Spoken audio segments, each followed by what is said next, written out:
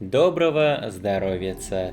Сегодня я вам поведаю альтернативную историю о том, как Польша в 1939 могла дать отпор Рейху и Советскому Союзу. Все начинается с координированных действий правительства. Польские власти отказали Третьему Рейху в передаче польского коридора, тем самым обреча себя на гибель.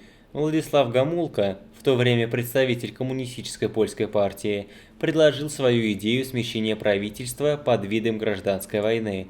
Как только польские границы пересекают немецкие войска, так сразу Болеслав Писецкий возглавляет правительство и помогает Игнацию Масыцкому, действующему на то время представителю польской государственности, сбежать в Лондон, чтобы укрыться до лучших времен. Начинается гражданская война, и Гитлер, понадеясь на сознательность поляков о том, чтобы вступить в ось, помогает с гражданской войной. Польша снова едина.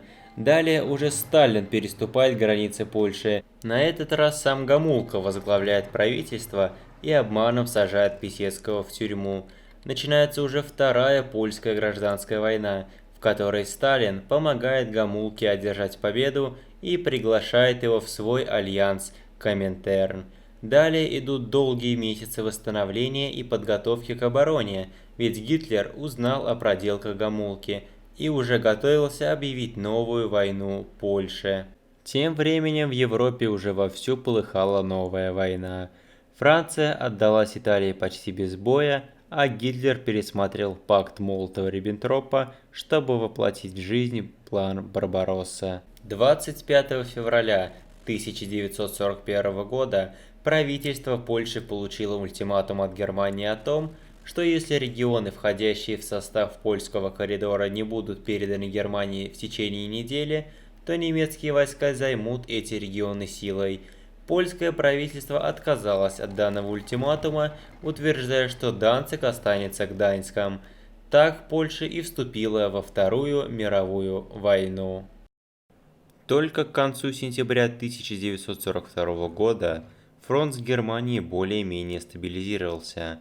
Немцы оккупировали почти всю Польшу, в обороне остались лишь Варшава и Лодзь. В первоначальном плане обороны был также Краков, но из-за огромных потерь его пришлось сдать. В декабре 1942 были предприняты первые удачные решения по выводу Польши из окружения в сторону Плотска. 44 дивизии, оборонявшие область Вислы, были готовы в любой момент сдержать очередной натиск немцев. Все эти дивизии выживут и пройдут до конца войны и до Берлина, но сейчас пока им это тяжко, поэтому чтобы поддержать их и облегчить страдания нехватки людских ресурсов, вы можете поставить лайк этому видео и подписаться на канал. Только так вы сможете дистанционно поднять дух польских воинов. После успешного прорыва крупного окружения, полякам удалось пробиться к Кёнигсбергу. Дальнейший план действий уже предполагало польское командование. Операция называлась «Данциг» и подразумевала под собой освобождение Данцига и проход на запад до Кашелина как минимум. После успеха операции «Данциг» под Кашелином было образовано окружение немецких солдат. Тысячи людей умирали как внутри окружения, так и за его пределами, ведь немцы не хотели сдаваться и бились до последней капли крови. Следующая крупная операция предполагала продвижение и закрепление польских войск по левому берегу Одера и Варты. Очередной успех операции и начало разработки операции Краков, которая должна была помочь полякам вернуть южные территории, сопровождался массовым призывом солдат для пополнения резервов и колоссальными приростами производства на полученных военных заводах. В начале декабря 1944 операция Краков была воспроизведена.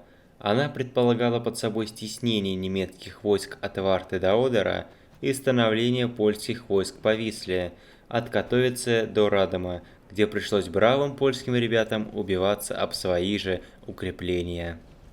Только к ноябрю 1945 операция Краков была полностью окончена, и в производство начинала вступать операция Речь Посполитая, подразумевающая под собой освобождение Литвы и прибалтийских территорий.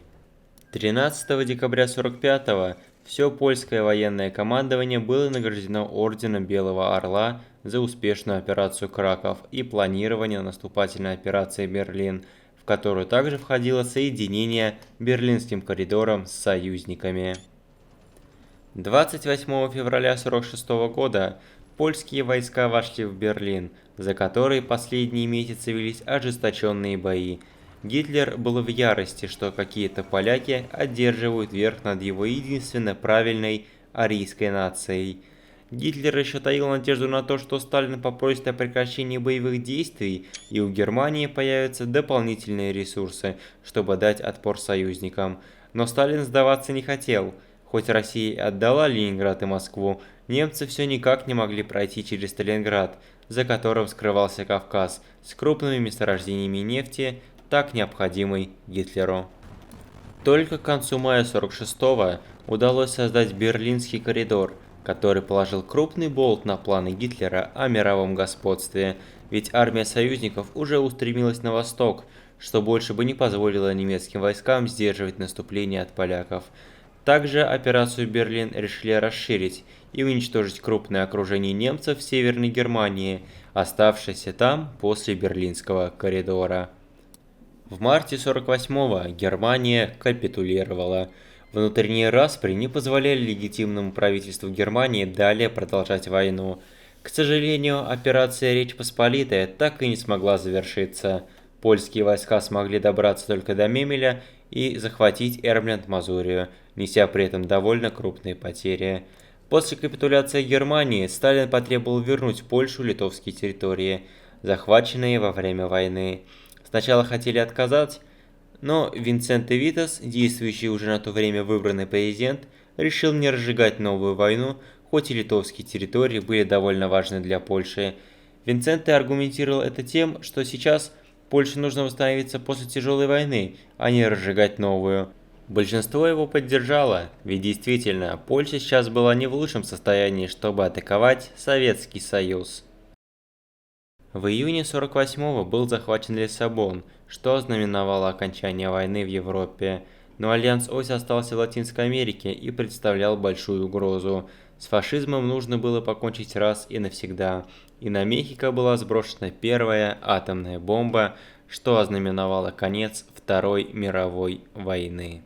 15 августа 1948 года в Гонолулу был подписан мирный договор, далеко не в пользу Германии, но чтобы реваншистских настроений больше не возникало, союзники решили не награждать немцев огромными репарациями. У союзников еще была война с Японией, но, к счастью или к сожалению, Польша в нее не вступала. Польша приобрела новые территории на севере и немецком востоке. Хоть она и не сделала существенный вклад в победу, но все-таки именно поляки захватили Берлин, и история помнит об этом и с лихвой наградит Польшу и ее народ в будущем светлом процветании.